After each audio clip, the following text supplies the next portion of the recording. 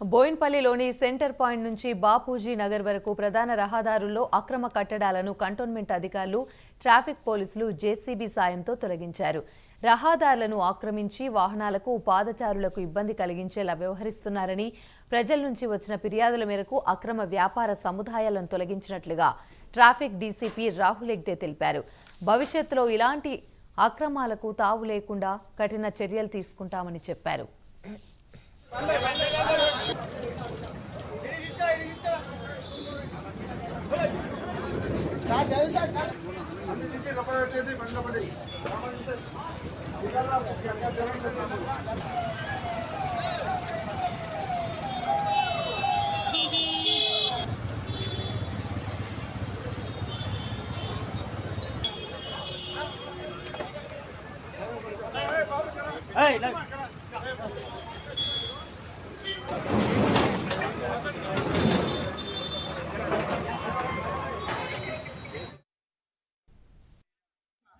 దాదాపు 1 వీక్ నుంచి మనం ఏదైతే ఎంక్రోచ్మెంట్స్ తీసేస్తుందో ఫస్ట్ మాడపల్లి రోడ్డు కోసం ఈరోజు బోయిన్పల్లి ఏరియాలో మరి traffic department, traffic police department, law and order department cantonment 3 సమన్వయం చేసుకొని మేము ఏదైతే ఎరెక్షన్స్ ఉన్నాయో, బయటకు వచ్చిన ఎరెక్షన్స్ ఉన్నాయో, బిల్డింగ్స్లో వచ్చిన టెంపరీ స్ట్రక్చర్స్ ఏవైతే ఉన్నాయో అవి తీసేస్తున్నాము.